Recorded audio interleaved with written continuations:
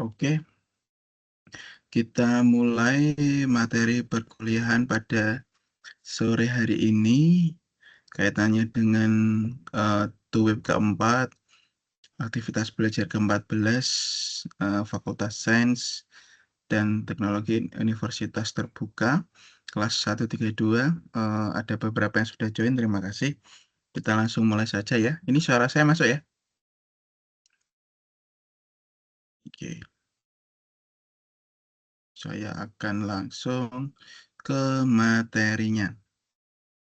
Biar nanti kita juga akan mencoba mengerjakan trial untuk aktivitas belajar ke-14, tugas ketiga ya, yang deadline-nya tanggal 1 kalau nggak salah, itu nanti segera dikumpulkan ya. Oke. Hmm,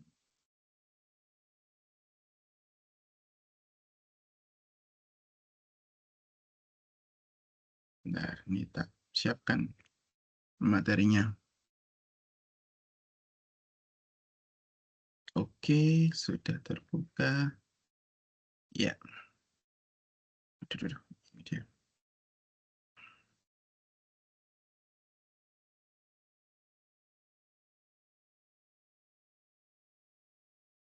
Izin saya lakukan share screen ya.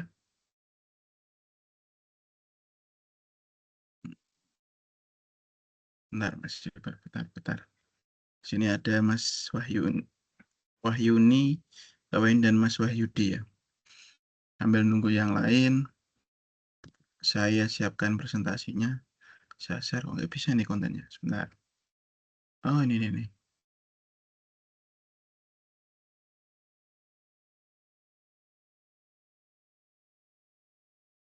Mm-mm.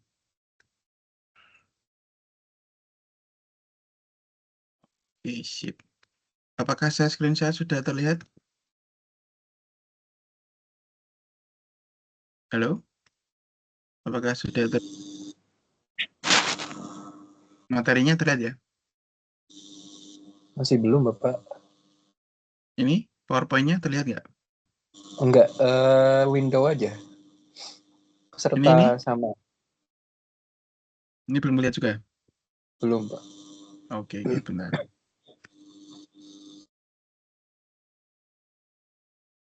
Mm-mm.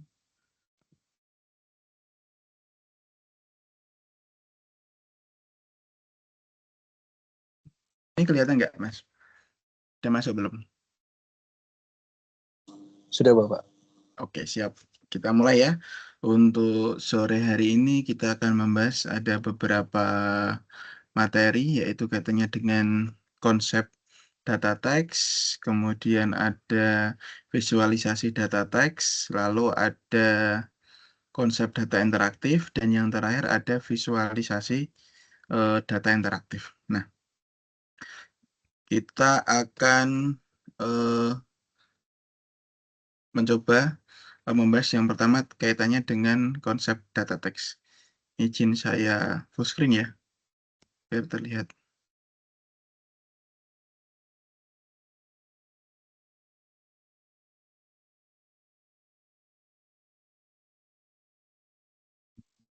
Oke, sip.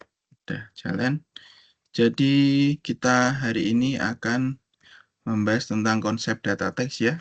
Dan definisi data teks itu sendiri adalah sebuah data yang berisi dengan teks ya. Jadi datanya atau isinya teks-teks begitu, seperti kalimat, kata begitu, atau paragraf yang berbeda-beda dengan data numerik atau kategorikal ya. Contohnya itu seperti artikel, berita, postingan medsos begitu, atau ulasan produk itu disebut dengan data teks begitu. Nah, sumber data teks sendiri ini ada macam-macam ya. Ada yang dari PDF ke Word, ada yang dari medsos begitu, ada juga yang transkrip percakapan, website, laporan penelitian, dan lain sebagainya. Nah, untuk si data teks itu sendiri, memang ada beberapa metode pengumpulan si data teks ya, teman-teman ya. Ada, oh, mana tadi? Oke, sudah masuk. Suaranya masuk ya ini ya? Masuk, Pak. Oke. Yaitu ada namanya metode scraping web. Jadi kalau teman-teman yang tahu ada namanya scraping web ya. Ini adalah metode untuk mengumpulkan data dari situs web menggunakan alat seperti platform Beautiful Shop atau scraping ya. Jadi teknik data ini biasanya digunakan untuk metode pengumpulan data beberapa website dengan metode scrap. Lalu ada yang selanjutnya yaitu API media sosial atau pengumpulan data menggunakan platform API ya, seperti Twitter, Facebook, dan lain sebagainya. Nah, itu biasanya saya menggunakan Brand 24 ya. Jadi bisa menggunakan metode Brand 24 atau Brand 24 kalau di Google diketik aja, itu biasanya nantinya akan memunculkan sentimen-sentimennya begitu. Biasanya metode pengumpulan data dengan scraping web dan IP media sosial ini digunakan untuk data yang sudah dipublish ya. Biasanya kayak misalnya kalau kita pemilu gitu ya, pemilu itu ada data wilayah A, wilayah B, wilayah C mendukung pasangan nomor 1, 2, 3 begitu ya. Nah, itu dia menampilkannya itu dengan menggunakan metode scraping ya. Jadi data di wilayah tersebut diolah atau dari sumber-sumber websitenya menurut sumber ini apa penelitian ini seperti ini, terus menurut survei kepuasan seperti ini, terus menurut survei quick count begitu ya. Itu adalah pengumpulan data menggunakan metode scraping web. Dan nanti akan ditampilkan di tampilannya begitu ya.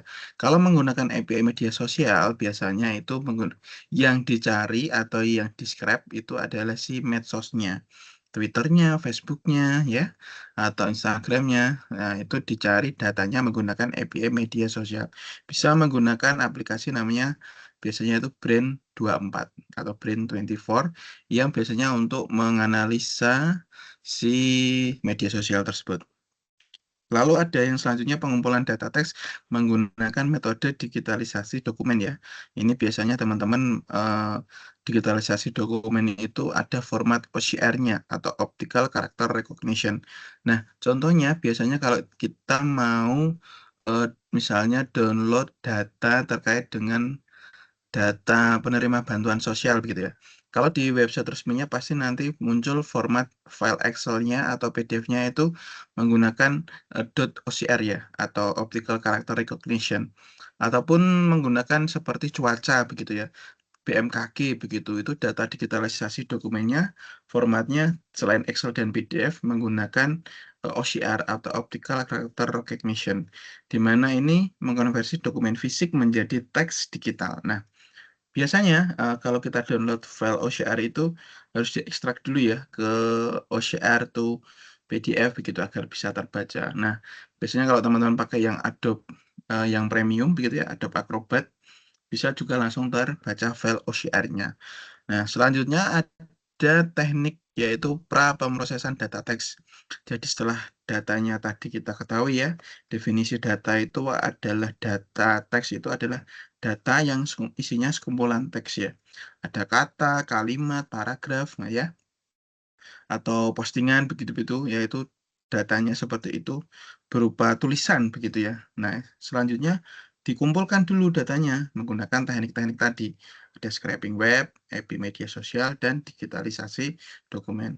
Lalu langkah selanjutnya adalah pra-pemrosesan data teks, yaitu dengan metode tokenisasi, streaming and limitation, penghapusan stopword, dan normalisasi teks. Nah, biasanya si pra-pemrosesan teks atau tokenisasi ini untuk memecah teks menjadi unit-unit kecil seperti kata atau kalimat. Misalnya dalam satu teks itu satu data ada teks kalimat yang panjang.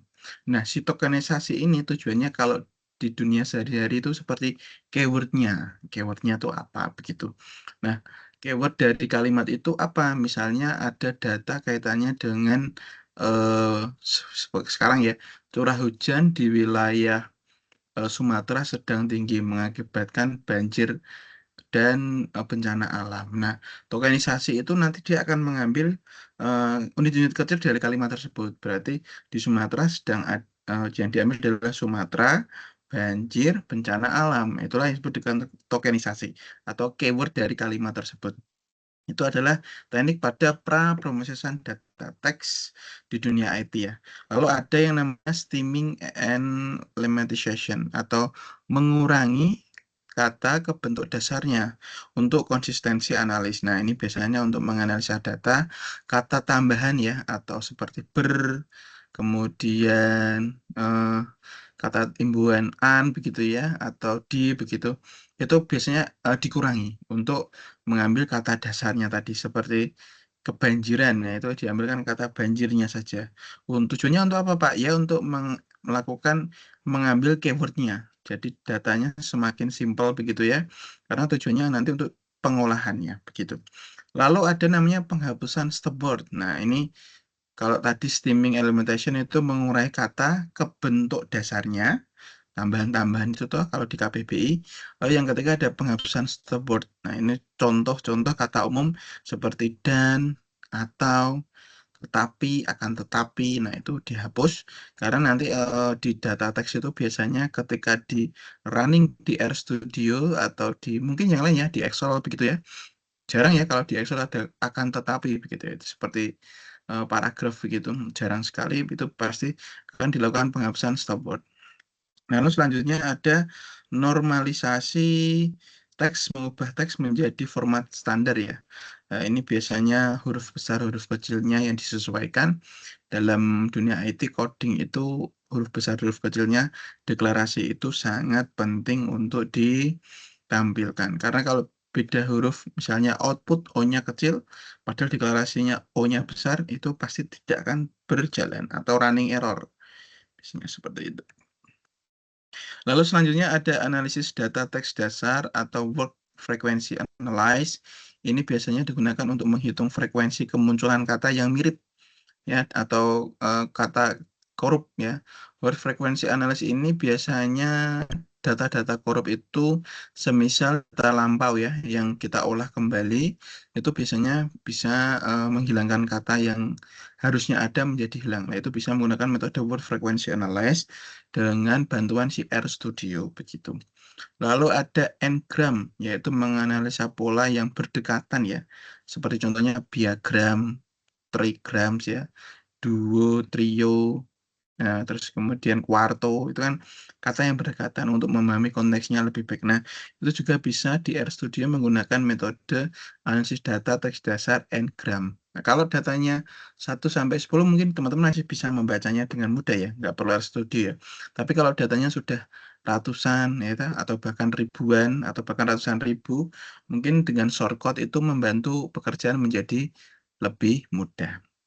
Lalu yang selanjutnya ada sentimen analis atau sentimen analysis ya. Analisa sentimen ini yang sangat penting.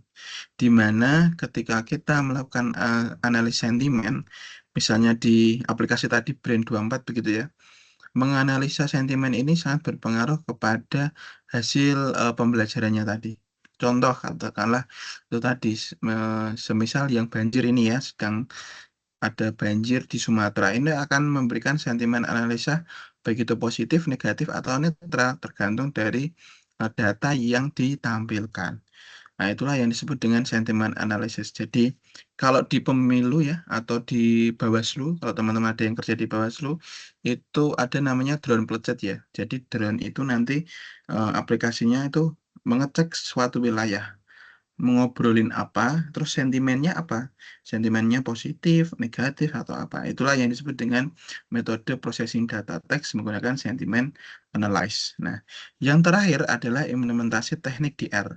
Nah, analisa sentimen DR ini bisa cukup menggunakan paket coding TD-Text ya untuk menganalisa sebuah sentimen dari Excel atau CSV atau data yang teman-teman sudah import. Begitu.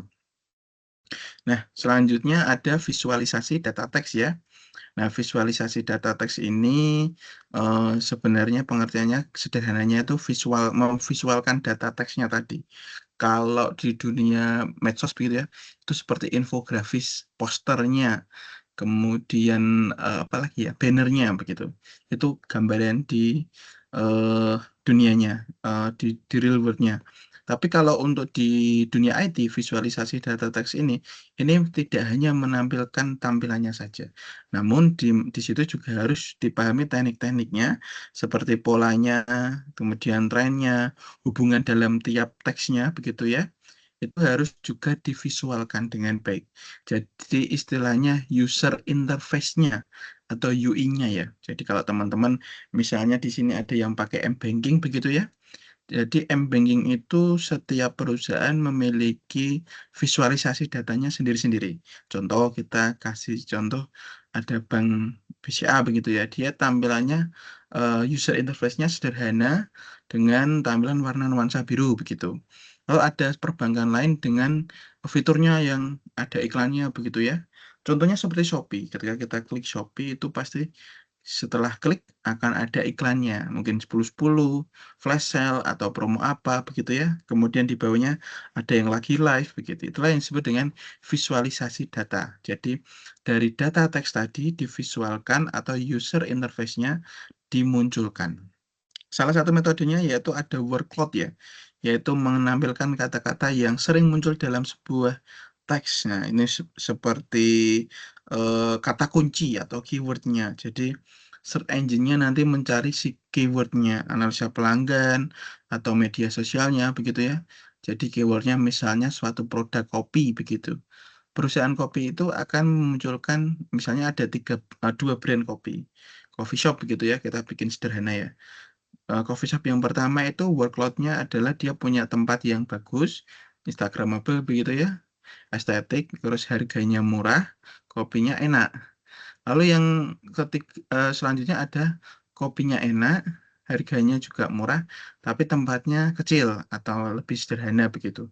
Itulah yang disebut workload. Nanti kata yang sering muncul adalah kopi murah, ya, kopi enak, dan tempat estetik. Itulah yang disebut dengan workload atau keywordnya ketika kita mencari sesuatu. Pun dengan teman-teman kalau lagi Google, lagi search engine Google gitu ya, mau nyari tempat makan enak itu pasti search-nya adalah tempat makan enak di sekitar sini begitu ya. Langsung ke keywordnya. Jarang kita melakukan teks panjang begitu ya. Jarang sekali. Nah, itulah yang disebut dengan workload atau visualisasi data teks di user interface. Nah, kalau di RStudio, teman-teman bisa menggunakan coding namanya install.package workload, library-nya workload, ya, diinstal dulu package-nya ini, kemudian library workload, library txt untuk membuat sentimennya, lalu library deployer untuk melakukan deploying. Nah, data sampel seperti biasa, ini adalah list sample text, ini adalah caption, begitu ya. C itu caption, data frame itu data frame yang ingin ditampilkan, tokenisasi atau penghapusan ini misal ada data yang mau dihapus di Word-nya, di Excel-nya, mohon maaf. Dan selanjutnya membuat workload. Nah, workload itu untuk itu tadi keyword-nya. Nah, itu biasanya digunakan untuk data yang lebih dari ratusan begitu ya. Ratusan itu bisa menggunakan metode ini. Ketimbang kita melakukan penghapusan data di Excel satu per satu. Oke.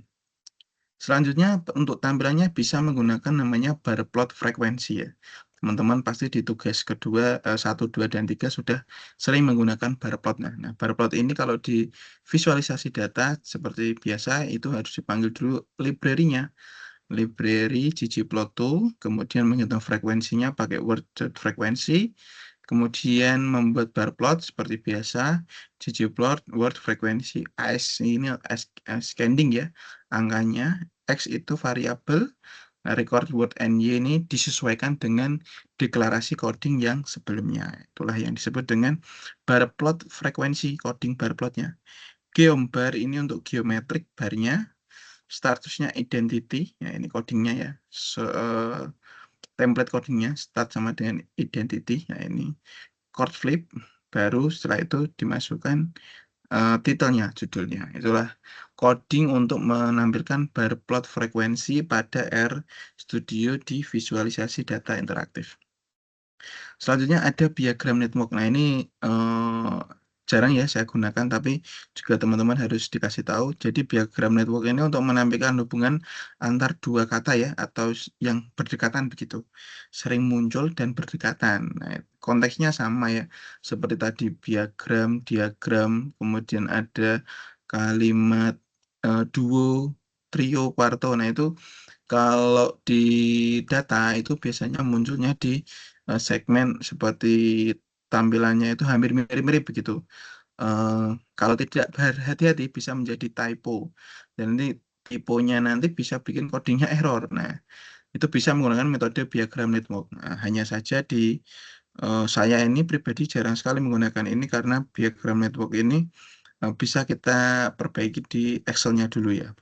Tapi kalau teman-teman nggak mau perbaiki juga bisa langsung membuat library-nya pakai igrep. Ini codingnya library igrep, membuat diagramnya, teks definisinya, nah, ini template codingnya, token, nah ini ya diagram, word tokennya, ngram, apa tadi ya itu disesuaikan. Nah ini yang agak tricky ini. Di Word 1, Word 2, kan ini kata-katanya mirip-mirip tuh.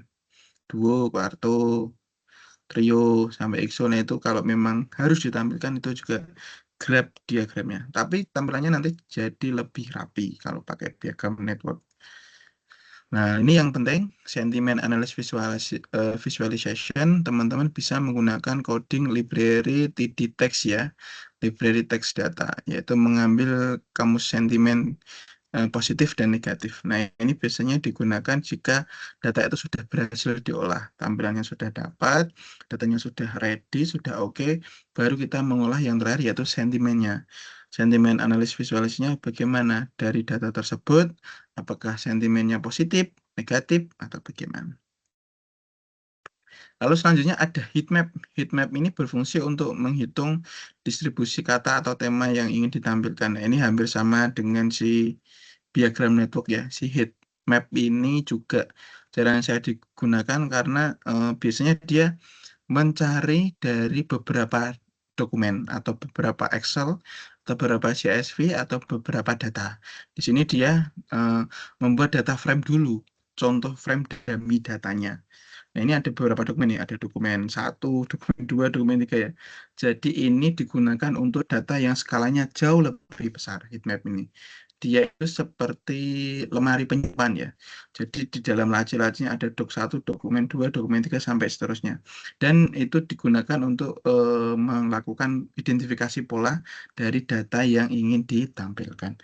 Biasanya saya juga jarang menggunakan heatmap ini karena klien-klien saya atau biasanya untuk perusahaan itu jarang yang memberikan data bergelondong-gelondong ya, nggak satu gelondong tapi eh, banyak begitu jarang. Biasanya hanya satu, dua atau ya maksimal satu atau dua data begitu, baik formatnya Excel, data set begitu atau baik formatnya di data servernya, TableView begitu ya, atau di eh, mana di SEM-nya kalau di lokal begitu. Nah, hanya seperti itu. Jadi enggak yang banyak sampai ratusan Excel atau seratusan data atau ribuan bahkan. Jadi hanya satu dokumen gitu. Lalu selanjutnya bisa menggunakan mail data frame untuk manggil metriknya. Ini ya sama. Word-nya ini sesuai ini di atas ini dideklarasikannya apa. Misalnya ini diganti data penjualan, ini ganti data penjualan juga boleh. Nah, membuat heat map-nya ini sama dengan tadi menggunakan scatterplot, ggplot codingnya. Ini ya, ggplot, variabel, isCanding, X sama dengan variabel, Y variabelnya apa, fill sama dengan value, geom ini geom ini untuk geometrik, scale field. Nah, ini yang membedakan di si tadi ya, si heatmap. Codingnya juga sebenarnya lebih sederhana, tapi datanya jauh lebih besar begitu. Lalu selanjutnya ada yang namanya konsep data interaktif. Nah, jadi di data interaktif itu sendiri, apa sih Pak data interaktif itu? Yaitu data yang memungkinkan pengguna untuk berinteraksi dan visualisasi terhadap datanya teman-teman. Itu gambarannya. Jadi kita bisa berinteraksi dengan data yang ditampilkan. Contohnya, misalnya kita mencari apa ya? Data interaktif itu seperti data penggunaan apps ya, mobile apps begitu. Ya seperti perbankan tadi. Jadi datanya interaktif ya, atau misalnya di e-market begitu, seperti di Shopee, Tokped begitu ya. Datanya kan itu data interaktif. Algoritmanya juga muncul ketika kita mau search misalnya sepatu bola begitu. Nanti dia akan muncul tuh di algoritma, ada di Instagram, di Facebooknya teman-teman, di TikTok itu apa namanya, search engine-nya jadi penuh dengan sepatu bola ya. Itu data interaktifnya muncul ketika kita melakukan pencarian begitu. Itulah yang disebut representasi untuk memperoleh wawasan yang lebih mendalam. Jadi kliennya tahu, datanya jadi terbaca begitu. Interaksi untuk penggunanya jadi terlihat. Nah, komponen utama data interaktif untuk di RStudio itu macam-macam ya. Ada yang pakai database begitu. Misalnya data interaktifnya disimpan di database pakai file CSV, ada yang data streaming begitu. Ya, itu adalah tools ya atau alatnya. Jadi bisa digunakan di apa saja dan di mana saja. Tapi kalau untuk tugas yang ketiga, yang terakhir itu tuh web 4, teman-teman nanti pakai format CSV begitu ya. Nanti kita akan mencobanya. Nah, jenis visualisasi data interaktif di RStudio ini sama dengan yang ada di AirGui ya. Jadi tampilannya sebenarnya sederhana ya. Ada chart, grafiknya, kemudian dashboard, ada bar chart, line chart, pie chart, scatter plot, dan lain sebagainya. Nah, data interaktif ini merupakan alat yang powerful ya teman-teman untuk menganalisa presentasi data yang digunakan untuk berinteraksi dengan data secara langsung. Nah, nanti di tugas 4 itu pasti akan muncul data interaksi. Jadi ketika kita mencoba menggabung-gabungkan atau menghubungkan data ini dengan data ini dengan metode ini hasilnya seperti apa. Itulah yang disebut dengan keunggulan data interaktif di RStudio. Katakanlah kita mau mengecek cuaca, terus tingkat kelembaman dengan metode scatter plot. Nah, tampilannya akan berubah-ubah. Itulah yang disebut dengan data interaktif. Jadi ketika itu diterapkan di perusahaan, si pemilik perusahaan bisa melakukan apa ya istilahnya untuk mencoba-coba begitu ya. Ini dengan ini hasilnya seperti apa. X dengan Y kalau saya ganti menjadi seperti apa. Nah, itulah percobaan di data interaktif di RStudio yang ibaratnya jauh lebih memungkinkan ketimbang kita membuat data interaktif visual hanya infografis ya, hanya poster begitu ya. Itu kan hanya bisa untuk dilihat, dibaca begitu ya, tapi tidak bisa untuk interaktif begitu. Nah, visualisasi data interaktif ini ya digunakan untuk merepresentasikan visual yang memungkinkan pengguna untuk berinteraksi dengan data tersebut, kayak yang saya jelaskan tadi. Namun ada 3 konsep yang harus teman-teman perhatikan. Jadi kalau di dunia IT, khususnya di user interface UI UX ya. Jadi kalau ada teman-teman yang tahu lowongan UI UX, nah itu kerjanya begini nih. Yang pertama membuat interaktivitas. Jadi pengguna dapat berinteraksi dengan data ya, melalui filter, hover, zoom, drag and drop begitu ya. Jadi itu biasanya filterisasi di websitenya atau di user interface-nya, baik itu website, mobile, macam-macam ya. Lalu ada responsivitas. Nah, ini yang juga perlu jadikan konsep. Kadang sebuah data interaktif atau user interface itu tidak support di beberapa layar.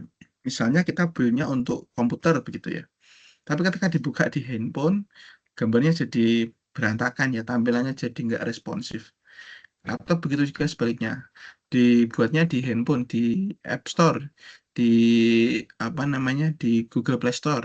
Ketika ditampilkan di website, tampilan juga jadi berbeda. Nah, itulah yang disebut dengan responsivitas. Jadi dalam membuat visualisasi data interaktif atau user interface, interaktivitas dan responsivitas ini juga diperhatikan.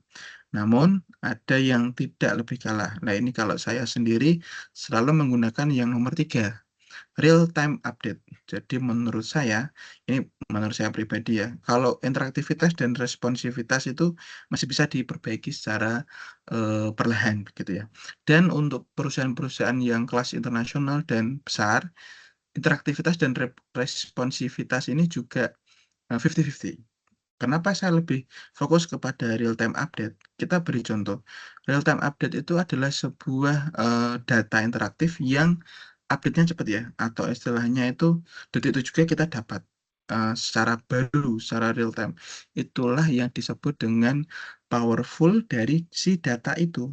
Kuncinya, contohnya, misalnya kita buka website saham begitu ya. Website untuk saham, untuk reksadana, untuk apalah macam-macam ya, untuk misalnya untuk pasar modal begitu. Pasti tampilan websitenya baik itu di handphone, di tablet ataupun di laptop itu sederhana ya, hanya bar chart begitu kotak ada grafiknya naik turun. Nah itulah yang disebut interaktif dan responsivitasnya di angka 70-80%. Tapi dia yang dicari adalah real time updates-nya. Harga sahamnya kan real time begitu. Nah itulah yang dicari. Lalu keuntungannya apa, Pak? Ya, keuntungannya menjadi lebih powerful dan biasanya digunakan untuk high end, untuk data-data high end yang digunakan istilahnya kita butuh datanya, nggak butuh visualnya. Nah, ya itu tergantung dari proyekan teman-teman. Apabila mendapatkan proyek yang untuk menarik visual ya, misalnya untuk membuat aplikasi website untuk anak-anak, jadi dia harus interaktif. Nggak bisa kalau cuma real time update. Kalau untuk anak-anak juga harus interaktif.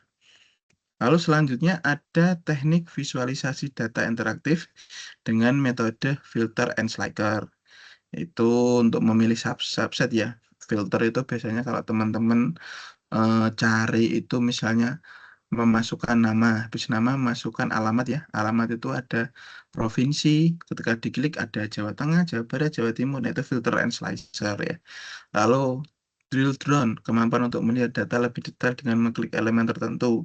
Drill down ini seperti filter, hampir sama, cuma dia lebih detail, di mana ketika kita melakukan klik elemen tertentu, dia bisa muncul. Misalnya setelah kita melakukan input alamat, gitu ya, terus ketik centang begitu, alamat sesuai dengan alamat KTP sesuai dengan alamat tempat tinggal, otomatis dia akan drill down ke bawahnya.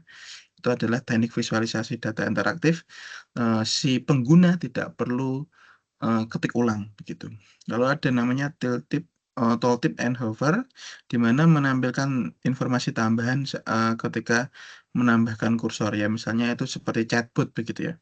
Kalau di pojok di websitenya ada chatbotnya begitu. Lalu yang terakhir ada animasi. Ini animasi ini biasanya juga masih digunakan untuk platform-platform belanja ya. Platform-platform belanja, platform-platform anak-anak interaktif itu masih sangat digunakan untuk animasinya. Nah, itu tadi adalah teknik-tekniknya dan metode-metodenya. Dan selanjutnya adalah langkah-langkah membuat visualisasi data interaktif. Jadi untuk membuatnya itu ada steppingnya, yaitu pertama identifikasi tujuan, lalu mengumpulkan data, pemilihan alat, desain visual, yang kelima ada R&D atau pengembangan, baru uji coba, trial and error, baru namanya publikasi. Nah, di RStudio, teman-teman bisa menggunakan visualisasi data interaktif melalui framework yang namanya Shiny. Ya. Nanti kita coba di tugas kita yang terakhir, yaitu melakukan install package Shiny ya. Shiny ini digunakan untuk membuat atau membangun aplikasi web interaktif sederhana di RStudio. Jadi dari data Excel, terus datanya sudah kita olah, lalu kita mau bikin website sederhananya di aplikasi webnya di RStudio, pakai package namanya frameworknya Shiny. Nah, struktur aplikasi Shine ini sama seperti kalau kita bikin website pada umumnya. Kalau bikin website pada umumnya kan kita harus masukkan codingnya dulu ya. Mau pakai HTML, mau pakai apa begitu. Mau pakai eh, Python, nah itu macam-macam ya. Lalu melakukan coding untuk servernya, usernya, user interface-nya, atau tampilannya, UI-nya begitu. Baru selanjutnya server atau bagian database-nya sama. Jadi kita nanti bisa upload, install package user interface dan servernya. Contoh aplikasi saya ini sederhana itu, nah ini adalah codingnya ya. Jadi yang pertama teman-teman lakukan setelah menginstal package, menginstal library-nya, library Shiny di RStudio. baru defini UI yaitu mendefinisikan user interface untuk aplikasinya. Nah, ini coding template-nya adalah user interface, kurung buka strip feed page, atau tampilannya. Application title atau title panel ini adalah judulnya ya. Judulnya nanti disesuaikan, silahkan.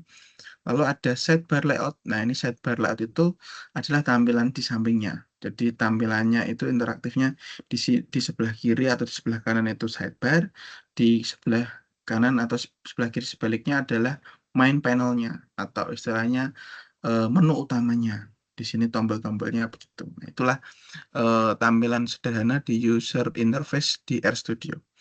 Nah, di sidebar ini teman-teman harus melakukan input variabelnya tadi. Ada bar plot, scatter plot, line plot ya, macam-macam ya. Ada sumbu X, sumbu Y, terus ada sumbu X, sumbu Y sama tabel data ya di sini. Di si UI Fed page ini. Lalu jika sudah di sampingnya akan muncul namanya main panel ya, atau main course-nya atau menu utamanya. Yaitu isinya apa Pak? Isinya adalah output dari sidebar layout tadi. Nah, outputnya bisa menggunakan coding bawaannya itu plot, output O-nya besar. Ini bisa pakai displot, pakai plot LY, pakai ggplot. Nah, itu silahkan mau disesuaikan oleh teman-teman. Nah, yang terakhir, setelah teman-teman install package, kemudian membuat user interface-nya dan membuat main panel-nya, yaitu melakukan koneksi ke server. Jadi connection ke servernya ini menggunakan coding server kurung buka strip function input output kurung tutup kurung buka kurawal output dollar. Nah, di spot ini disesuaikan pakai ggplot atau outplot begitu, render plot. Nah, codingnya itu aja. Jadi server itu untuk mengoneksikan dari si RStudio-nya ke server si Shiny-nya begitu ya. Nah, ini kalau ini draw histogram ini untuk menampilkan histogramnya ya. Ada color ini warnanya, border, tebal tipisnya begitu ya. Lalu yang terakhir run the application, yaitu setelah codingnya semuanya selesai, baru dilakukan running atau dicoba dijalankan. Codingnya cuma satu bar, yaitu menggunakan Shiny app hanya besar ya, kurung buka, user interface sama dengan user interface, server sama dengan server, kurung tutup. Ini adalah template codingnya. Nah, ini nanti yang digunakan untuk menjawab soal tugas 4 ya, tapi dengan disesuaikan dengan data yang sudah saya kirim di e-learning. Nah, menjalankannya di Shiny ini juga bisa menggunakan pad ya, kalau disimpan di C atau di D begitu. Atau bisa menambahkan interaktivitas lebih lanjut. Nah, ini adalah exploring teman-teman ya. Mau dibuat tampilannya jauh lebih detail juga boleh. Ini bisa menggunakan coding yang sama dari si desain UI for application itu, atau mau bikin yang lebih ada menu-menunya, ada warna-warnanya, ada histogramnya. Silahkan. Nah, ini dashboardnya istilahnya begitu ya. Nah, selain itu, teman-teman juga bisa menambahkan lot ya, atau tabel interaktif data tabel. Itu bisa menggunakan coding output data tabel, render data tabel. Nah, ini data tabelnya apa begitu. Data tabel itu ditampilkan Excel-nya. Jadi Excel-nya tidak usah buka Excel ya, tapi di data interaktif atau di websitenya langsung muncul begitu. Ditampilkan gitu ya. Pakai DT atau data table. Singkatannya DT ya, hurufnya besar semua. Dan yang terakhir ada visualisasi data interaktif dan dashboard. Nah, ini langkah-langkah awalnya. Teman-teman harus install dulu package-nya. Install package Shiny, ada Shiny Dashboard, ada ggplot2, dan juga ada DT atau data table. Setelah itu teman-teman bisa lakukan root library-nya ya. Setelah install package, install si library-nya. Ada Shiny, ggplot, dan DT. Baru masukkan tadi seperti tadi user interface-nya. Sama dengan yang tadi ya. Setelah itu baru masukkan server logic atau koneksi ke servernya. Pakai function ya, input, output. Nah, ini sama dengan yang tadi. Tinggal mau ditambahkan ini boleh histogram X, color-nya, border, yaitu nanti disesuaikan kreativitas teman-teman. Lalu jangan lupa dikasih output tabel untuk merender data tabel. Dan yang terakhir melakukan running-nya. Setelah codingnya selesai semua, baru di running atau dijalankan di coding Shiny app UI server sama dengan server. Nah, jika sudah Pak, teman-teman juga bisa melakukan eksplorasi dengan menambahkan dashboard. Dashboard menu gitu loh. Kalau di website kan ada kotak begitu, terus di atasnya ada visi misi, kemudian ada apa namanya home, ada about, ada kontak begitu ya di atas itu loh. Nah itulah yang disebut dengan sidebar menu dashboard. Nah kan di sini ada tab menu, misalnya ada dashboard, scatter plot, macam-macam. Kayak ikonnya disesuaikan. Nah, ini bisa juga untuk eksplorasi teman-teman juga ingin menambahkan juga boleh. Ini short codingnya. Kalau sudah ditampilkan update UI-nya, circle-nya jauh lebih panjang ya. Nah, karena ini fit row box membuat kotak dengan judul histogram, statusnya primary key, solid header, judulnya true, plot tingginya 250 ya. Terus box selanjutnya ada box control. Kalau diklik tentunya warning, solid header true, slot in pins atau ukurannya, number of pins ada 1 maksimal 50, jadi ketika diklik 1, kalau diklik semua ada 50 pilihan begitu dengan 30 data. Oke. Ya begini hampir sama dengan tadi, cuman ini jauh lebih detail begitu ya. Kalau teman-teman ingin mencoba tampilannya untuk eksplorasi, boleh sekali. Nah, jika sudah update server to include sama seperti tadi, kita panggil codingnya server kurung buka strip function input output. Nah, seperti ini. Jangan lupa setelah itu di run Shiny app true gitu. Nah, jika semua coding tadi teman-teman sudah buat dan berhasil dijalankan di RStudio, langkah selanjutnya ada melakukan publikasi dan distribusi. Namun pada tugas yang keempat, aktivitas belajar 14 ini tidak sampai publikasi ya, tinggal bikin teman-teman codingnya dan outputnya saja. Tapi apabila ingin dipublikasikan juga boleh sekali, silahkan teman-teman melakukan publikasinya di server lokal di shinyapp.io. Nah ini ya, shinyapps.io atau di server lokalnya. Buat akun dulu di shinyapps.io, nah, silahkan diklik, kemudian melakukan install paket reconnect ya, atau recent connect. Jadi dari server teman-teman ke servernya si Shiny Apps. Nah, setelah dikonekkan, pakai coding install package, lalu dipanggil library-nya untuk menghubungkan akun Shiny Apps teman-teman dengan RStudio teman-teman. Pakainya coding library sconnect, reconnection, set akun, name, username-nya siapa misalnya, Danu, tokennya nanti muncul ya, ada nomornya begitu, secret, isi secret aja. Lalu yang terakhir baru deploy atau melakukan pengembangan reset connect, titik dua deploy app, pet to app. Nah, dengan langkah ini tujuannya untuk nanti teman-teman bisa melakukan publish juga ke banyak orang begitu. Jadi tidak menjadi internal ya, jadi publish begitu. Nah itu nanti bisa dicoba. Oke, terima kasih untuk materi hari ini. Kita selanjutnya akan membahas tentang latihan soal yang kemarin.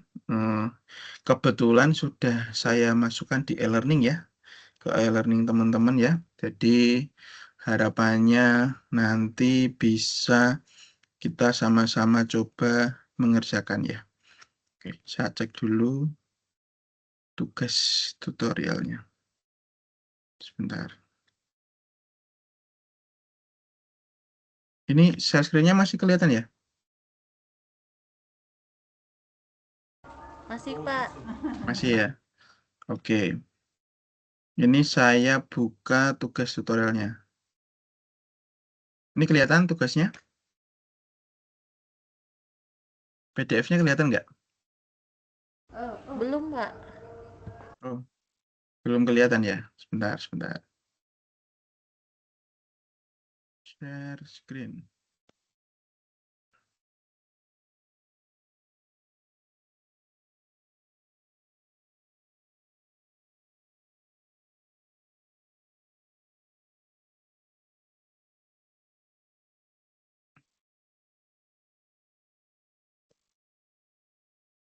Ini kelihatan nggak PDF-nya?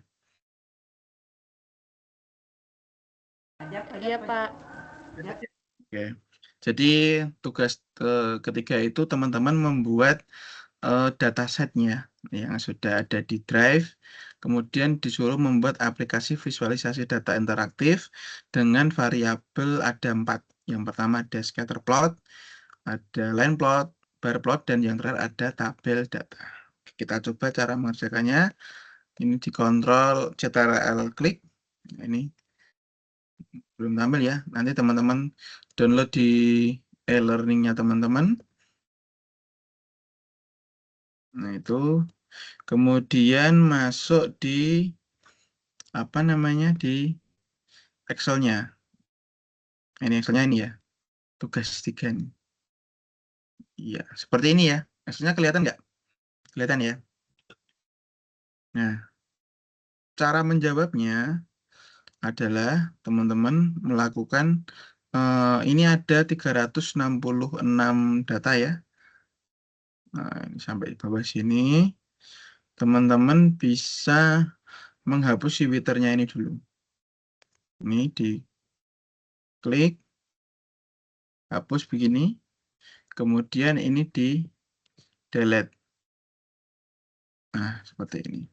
Baru di file save as. Nah, kemudian dipilih, kita kasih nama to web dan to web gitu ya. Kita kasih nama kasih format CSV UT8 atau CSV command delimit. Nah, perbedaan di sini untuk CSV command delimit ini ada beberapa simbol yang belum terbaca. Nah, jadi saya sarankan pakai CSV UTF-8 ya yang koma delimit karena ini sudah beberapa simbol sudah terbaca. Kemudian di save. Oke, begitu. Atau teman-teman bisa menggunakan teknik yaitu menggunakan Excel to CSV. Nah, pakai ini ya, Google ya, converter. Jadi tinggal diklik ini, kemudian dipilih tugasnya tadi.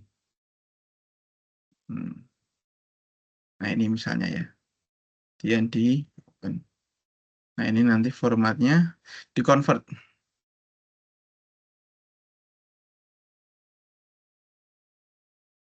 Oke, jika sudah di-download, maka nanti teman-teman akan mendapatkan satu file dengan format CSV seperti ini ya. Kalau CSV itu ada huruf A-nya seperti ini. Nah, jika sudah, teman-teman masuk di apa namanya soalnya tadi, mana soalnya? Soalnya tadi di sebelah sini. Nah, ini ada jurnal-jurnal. Tugas 3.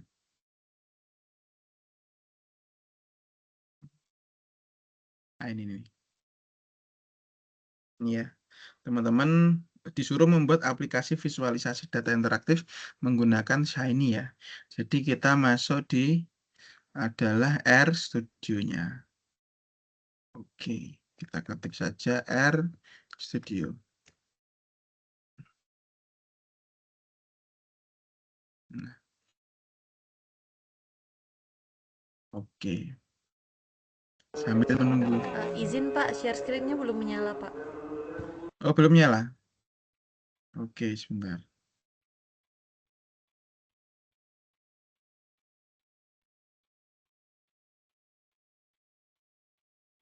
Hmm,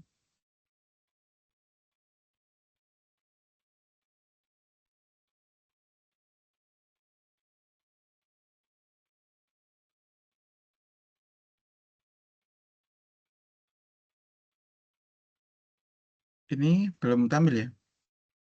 Hmm, kelihatan nggak ini? Share screen-nya, R Studio-nya. Ya Pak, sudah kelihatan.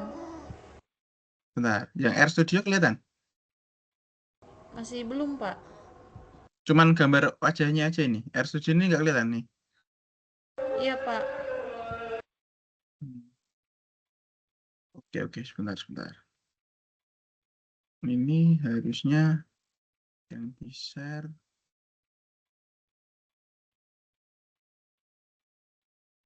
Mhm.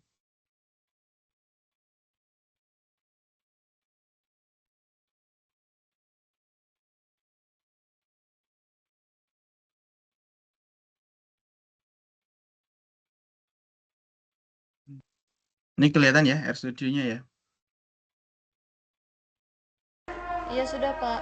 Oke, sip. Nah, jadi teman-teman setelah masuk di apa namanya di RStudio, tadi kita sudah ekspor ke .csv ya. Jadi teman-teman nanti langkah pertama itu adalah melakukan instalasi coding untuk si CSV-nya itu sendiri ya. Jadi kita melakukan install package dulu. Ini caranya seperti ini ya. If ya, kurung buka tanda seru itu ya, require gitu.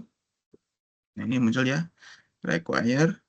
Kemudian kita ketik shiny. Ini shiny ya. Kemudian kita tulis install package. Ini ya, yang pakai S install package. Lalu kita ketik si shiny-nya tadi. Nah, begitu.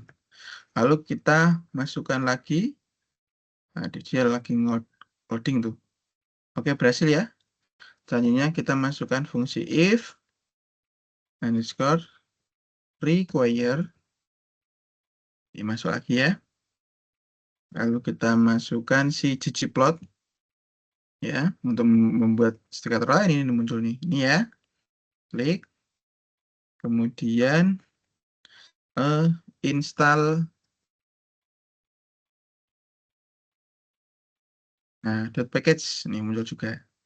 Lalu kita kasih nama ggplot tuh. Oke, gini ya. Lalu kita enter.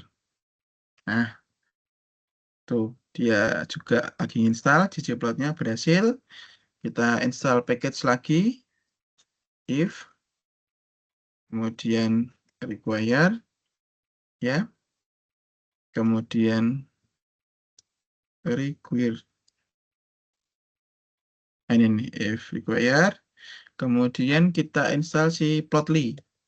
Nah ini ada warna ungunya ya. Untuk menampilkan nanti diagram plotnya, kita install package yang ada reverse-nya. Kedua, plotly. Seperti ini. Kemudian kita enter. Berhasil juga ya. Lalu selanjutnya kita install untuk package require si DT atau data tabel. Tuh. Kemudian kita install package ya. Install package. Kemudian T2 DT. Nah, oke, sip. Install package-nya sudah berhasil. Sekarang kita panggil library-nya ya. Library dari masing-masing ya. Ada shiny. Ini. Terus ada library apa tadi? ggplot tuh. Ini muncul ya. Lalu ada library si plotly. Ini. Sama terakhir library dt. Nah, oke. Nah, ini langkah pertama ya, teman-teman melakukan instalasi di RStudio, yaitu melakukan install package serta pemanggilan library-nya. Oke. Jika sudah berhasil, kita hapus dulu. Kita akan mencoba melakukan cek koneksi ya. Cek koneksinya itu karena tadi judulnya menggunakan Twitter ya, atau cuaca ya. Sebentar, saya tas laptop dulu. Jadi teman-teman bisa menggunakan coding untuk membaca si read CSV-nya begitu ya. Nah, nanti dengan prompt yang atau shortcut yang saya bagikan.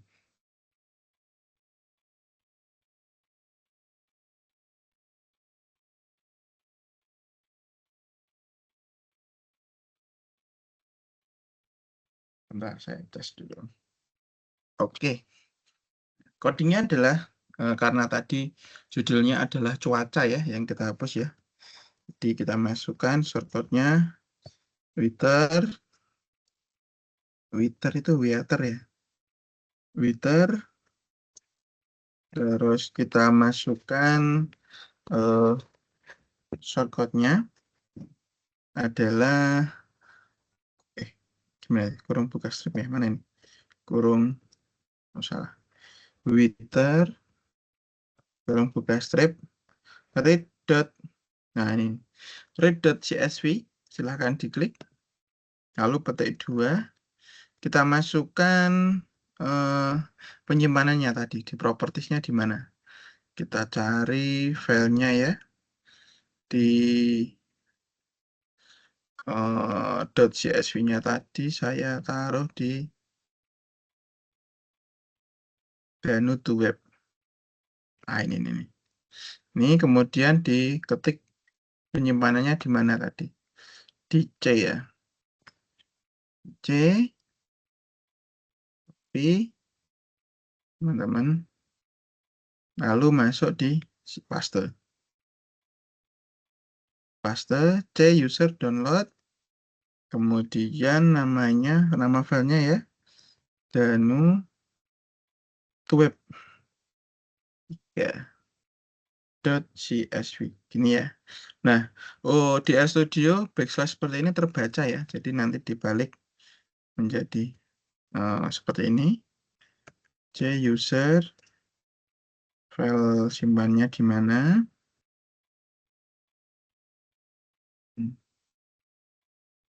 Oke, jika sudah kita coba cek.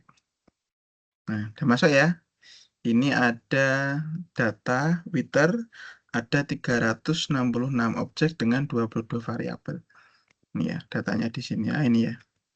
Jadi 366 ini ya, datanya ya. Kita cek dulu apakah benar ada 366. Ya, 366 ya. Dengan 22 variabel. Nah, variabel itu ini. Maaf, nih variabelnya nih. 1, 2, 3, 4, 5, 6, 7, 8, 9, 10, 11, 12, 13, 14, 15, 16, 17, 18, 19, 20, 21, 22. Inilah variabel yang di atasnya. Nah, itulah yang dilakukan langkah kedua ya. Langkah pertamanya tadi melakukan instalasi package dan juga library-nya. Yang selanjutnya yaitu memanggil si CSV-nya atau si apa istilahnya si datanya ya, .excel atau .csv gitu. Nah, itu selanjutnya kita melakukan coding untuk definisinya ya atau definite-nya ya. Ya, coba pakai Notepad++, nanti biar teman-teman bisa mencobanya agar tidak terjadi error ya. Bentar. Oke. Iya. Nah.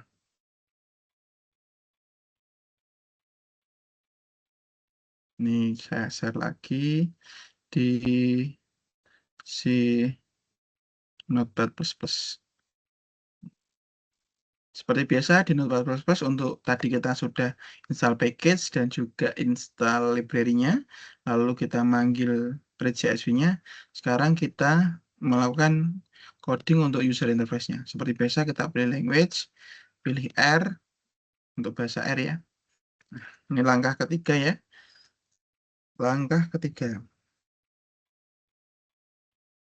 Nah, langkah ketiga ini adalah membuat UI atau user interface-nya ya. Yang pertama perlu kita siapkan codingnya seperti tadi ya, yang saya jelaskan di presentasi. UI kurung buka strip, kita masukkan codingnya. Fluid P-nya besar ya, page itu kurung buka. Lalu kita masukkan judulnya, title panel. Panelnya besar, P-nya juga kurung buka, kita tuliskan apa ya judulnya, visualisasi data interaktif hujan ya, interaktif data cuaca ya, weather tadi cuaca ya. Nah ini judul ya, silahkan disesuaikan keinginan teman-teman seperti ini. Kurung tutup seperti biasa biar tidak terjadi error, dikasih koma, enter.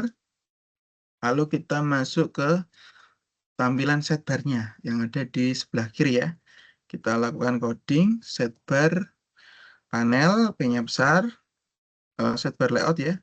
Layout dulu baru panel. Layout, L-nya besar. Setbar layout, kurung buka. Baru kita masukkan setbar panelnya. Setbar panel ya, untuk tampilan panelnya ya. Yang pertama kita mau pilih select inputnya untuk si apa namanya, scatter plot dan lain-lain ya. Kita deklarasikan dulu inputnya, ini besar ya codingnya. Itu petik 2 variabel x ya. Itu untuk yang sumbu pertamanya, kotaan yang pertama di atas itu yang dipilih variabel x ya. Terus captionnya kita kasih pilihlah variabel x-nya. Variabel x-nya. Nah, ini ya. Dan ini captionnya. Kemudian kita nanti akan, setelah diklik nanti akan muncul pilihannya atau choices-nya. Itu codingnya names. Nah, apa tadi namanya? Ini ya. Apa tadi yang di Excel-nya tadi, withers ya.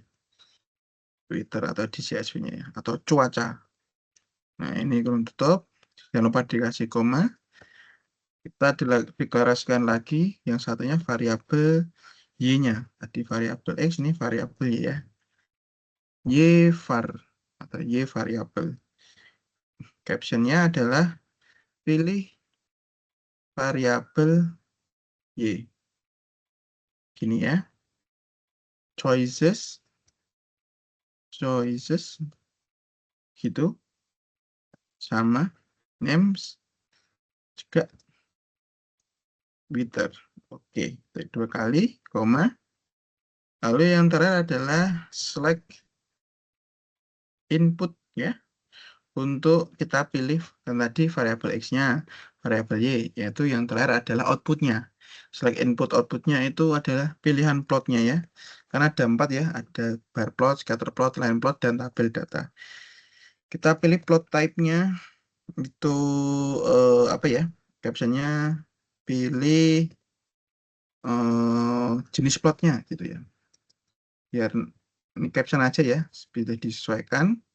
Terus kasih koma, terus apa lagi, choices-nya ya, ini taruh sini biar rapi, biar nggak kepanjangan. Choices,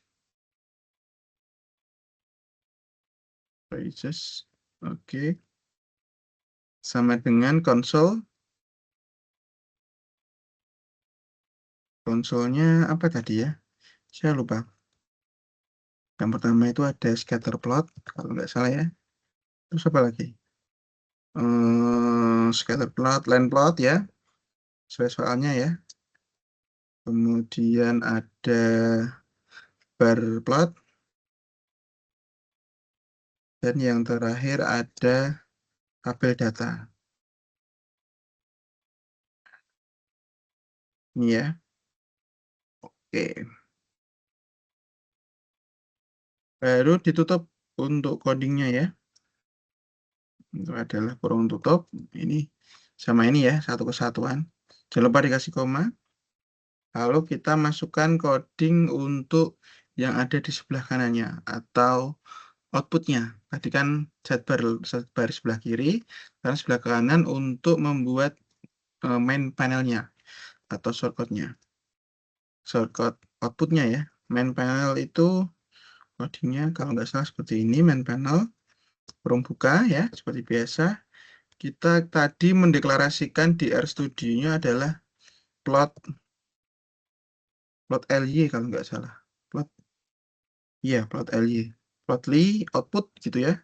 Karena kita akan membuat outputnya begitu. Membuka plot output. Plot output. Nah, seperti ini. Lalu dikasih koma, jangan lupa. Kemudian data tabelnya jangan lupa. Karena nanti kita mau nampilin sini si tabel data ya. Codingnya di presentasi tadi adalah DT tabel, DT atau data table. DT output seperti biasa. Output. Ini ya. Kita deklarasikan table output. Table output gitu ya. Nah, kalau sudah jangan lupa dikasih kurung tutup. Kemudian di atasnya juga kurung tutup ini. Kemudian di float page-nya juga di kurung tutup. Nah, jadi ini berkesinambungan dengan ini. Kemudian kurung tutup ini bersama dengan sidebar layout. Dan ini berkesinambungan dengan main panel. Itu ya. Oke. Tadi langkah ketiga membuat UI-nya, tampilannya ya. Kita bikin sederhana dulu. Lalu selanjutnya kita melakukan connection ke apa namanya istilahnya itu ke servernya ya atau data servernya, database-nya begitu, connection server untuk si Shiny Apps begitu. Nah, teman-teman bisa menggunakan coding yang di presentasi tadi yaitu server ya kurung buka strip itu pakainya kalau nggak salah function ya function. Nah, ini muncul warna biru. Oke, benar berarti. Server, kurung buka strip function. Lalu kita masukkan input, output ya, untuk memberikan istilahnya adalah outputnya. Kalau nggak salah kecil semua nih. Iya. Input, output, kurung buka, kurung tutup, lalu kurung buka kurawal. Seperti yang ada di presentasi saya tadi. Kemudian dimasukkan outputnya. Benar. Ini di sini ya. Output. Nah, ini muncul output $, ini untuk memanggil. Nah, kita tadi mendeklarasikannya apa? Plot output nih, deklarasinya ini nih. Nah, plot output P-nya kecil, outputnya besar ya. Oke. Nggak bisa. Oke, plot output terus kita render untuk nanti agar hasilnya muncul di server, render plotly ya.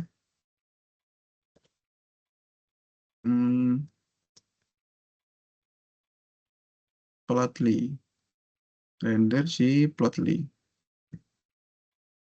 Nah, seperti ini. Kemudian kita kasih kurung buka. Ini ya. Lalu kita lakukan requirement ya atau request. Nanti kalau error biar ada muncul yang error di line berapa begitu ya. Input $, apalagi nih.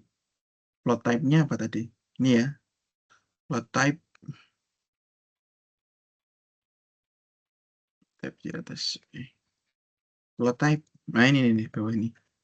Plot type. Nanti dia kalau error muncul tanda seru di tabel data. Kalau nggak sesuai ya, tabel data gitu. Nah, itu untuk kita deklarasikan P-nya. Kalau nanti hasilnya nggak muncul, akan muncul tulisan 0 atau tidak terdeteksi. Begitu ya. Nah, ini adalah server function untuk koneksi ke server dengan si si tabel data begitu ya. Selanjutnya yaitu menggunakan coding si if, fungsi if ya, perumpamaan biar nanti tidak error.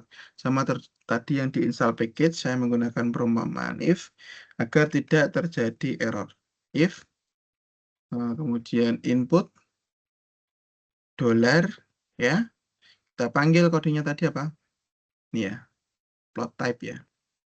Plot type untuk deklarasi. Kemudian kita yang ditanyakan yang pertama adalah scatter plot. Ini ya, scatter plot. Scatter plot. Ini gini ya, kalau nggak salah saya. Ya, scatter plot, kurung tutup. Oke, lalu kita masukkan kurung kurawal. Kita masukkan P-nya. Sama ini, kalau tadi P-nya 0, kalau tidak terbaca, ini P-nya harus dimasukkan si ggplot. Ggplot, ya. Ggplot, terus tadi Excel-nya, kasih nama Wither ya, di judulnya tadi. Nah, kemudian dimasukkan ascending-nya atau angkanya. Angkanya karena tadi di filenya ada angka, jadi pakainya string, kurung buka, X, variabel X ya. Kita deklarasikan yaitu input dolar variabel X. Ini ya, XVAR. Nah, disesuaikan, koma, Y. Sama dengan input dolar variabel Y var. Ini. Kurung tutup, di plus. Baru selanjutnya kita masukkan geometriknya ya.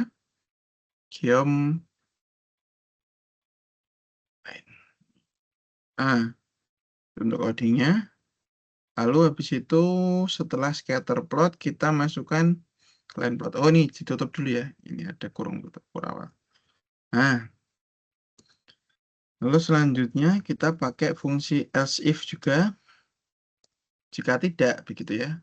Ini kan perumpamaan. Jika tidak, input, ini sama ya codingnya harusnya. Input dolar plot type, gini. Dengan si, apa namanya tadi, line plot. Line plot. Ini. Kemudian teman-teman masukkan kurung tutup, kurung buka kurawal, masukkan si P-nya, ggplot, terus kita masukkan cuaca, Wither, string, kurung buka, X, sama dengan input dolar XVAR ya, koma Y, sama dengan input dolar YVAR. Nah, seperti ini. Sama ya codingnya ya. Kurung tutup 2 kali, C+, jangan lupa geometriknya. Oh, ini artinya geom point nih, karena scatter plot itu kebalik ya, maaf. Geom point ini geom line. Geom line. Nah, geom point sama geom line. Baru setelah itu kurung tutup. Seperti biasa. Masukkan lagi else if, jika tidak, begitu ya. Masukkan input dolar plot type. Itu sama dengan si bar plot. Nah, kurung tutup. Kurung tutup kurawal. Masukkan P, ya. Deklarasi sama. Ini gini ya. Ggplot. P, ggplot. Kita masukkan cuacanya. Deklarasi cuaca. Wither. Nah, koma, string, ya. Kurung buka. X sama dengan input XVAR.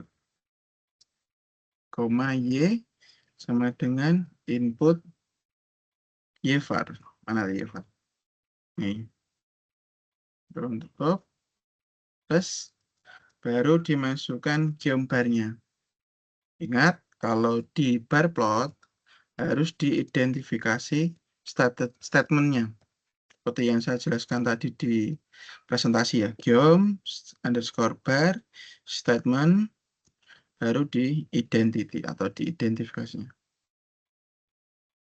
Identity. Ini ya tulisannya. Kalau nggak muncul biru. Oh, udah. Oke. Situ jangan lupa karena ini kurung buka kurawal, kita kasih sambungannya. Oke, kita cek dulu. Ini sama ini oke. Dan ini sama ini oke. Ini sama ini juga oke. Sip. Jika sudah, jangan lupa dideklarasikan ggplot 2-nya tadi ya. Ggplot ly-nya ya. Ggplot ly, deklarasinya P. P ini yang ini nih. Ini P. P. P. P. Jadi kalau error nanti tetap muncul peringatan di ggplot. P-nya kecil ya, maaf. Bukan P besar. Nah, sama kayak yang di atasnya nih. P kecil, P kecil, P kecil, P kecil. Oke. Ya sudah.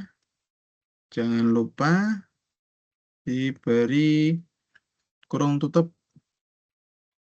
Ya. Karena ini sama ini ya. Nih. Kita kasih enter biar kelihatan ya. Nah, biar kelihatan sini aja. Nah, kurung tutup kurawal tuh begini. Sama kurung tutup mana nih? Nah, ya, ini sama ini ya. Ini sama ini sama ini. Ada garis merahnya begitu ya. Oke. Jika sudah, teman-teman bisa melakukan output untuk tabelnya ya. Bisa turunkan dulu. Output dolar apa tadi namanya? Table data ya. Nah, ini nih, table output. Mana nih kursornya? Ini nih. Nah, output dolar, tabel output, kemudian kita render si data tabel ya. Gitu. Lalu kita kasih kurung buka kurawal seperti ini. Kita requirement seperti biasa. Input dolar plot type. Nah ini. Kita kasih nama tabel data. Tabel data. Ini sesuaikan dengan yang di atas ya. Yang di atas tadi. Ini ya. Ya. Biasa nada. Itu kurung tutup. Kemudian data tabelnya nanti dipanggil data tabel apa tadi? Twitter ya. Kurung tutup sip. Situ teman-teman ini nih. Ini kurung tutup kurawal dan kurung tutup biasa. Ya. Terus yang belum apa? Oh ini nih. Ini belum ya. Server function ya. Oke, sip. Kita rapikan. Nah. Sip. Oke, jika sudah kita jalankan Shiny app A-nya besar, kurung buka UI sama dengan UI, server sama dengan server. Ini ya, kurung tutup. Oke. Nah, ini tadi adalah codingannya yang sudah dikerjakan untuk langkah terakhir. Nah, ini tinggal teman-teman kopas ya. Pas begitu. Copy. Nah, kemudian kita buka si R Studio-nya. Sebentar. Nah, tadi R Studio-nya. Kita buka si R Studio. Nah, ini. Nah, ini tadi ya. Kita paste di sini. Oke, setelah kita paste, kita running kan. Nah,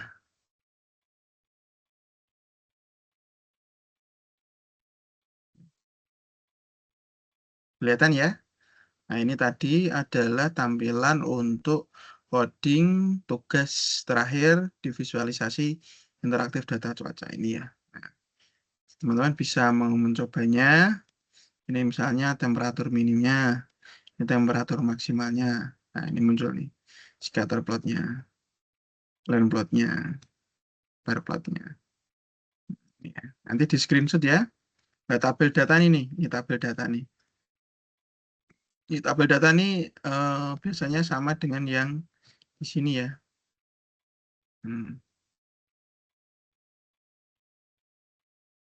Ya. Biasanya sama dengan ini. Ya, gitu. Oke. Nanti jika sudah, teman-teman bisa screenshot ya. Untuk codingnya nanti di screenshot, baru ditampilkan di PDF. Dan ingat, harus ditampilkan screen codingnya di RStudio. Ini di screenshot. Karena kalau enggak nanti nilainya tidak maksimal. Oke? Mungkin itu dulu. Ada yang ingin ditanyakan untuk materi perkuliahan pada sore hari ini?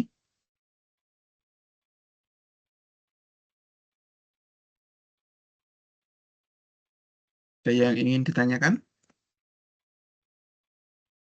dari teman-teman?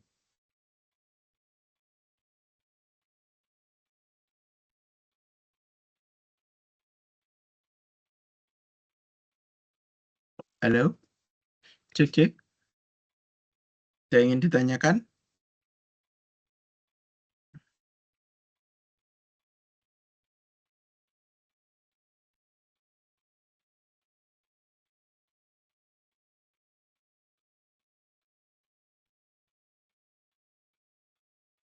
Sebelum saya akhiri, itu tadi adalah metode-metode untuk menjawab tugas nomor 3 ya, atau tugas terakhir pada perkuliahan Fakultas Sains di makul analisis dan visualisasi data. Nah, harapannya nanti teman-teman bisa mengerjakannya dengan baik, dengan deadline-nya itu kalau nggak salah tanggal 1. Ya, jadi harapannya nanti habis ini bisa dikerjakan. Nanti untuk teman-teman yang belum bisa tanya-tanya di e-learning atau bisa komen-komen di grup diskusi ya. Nanti kita akan belajar bersama untuk cara menjawabnya. Begitu. Mungkin ada yang ingin ditanyakan lagi? Sudah cukup?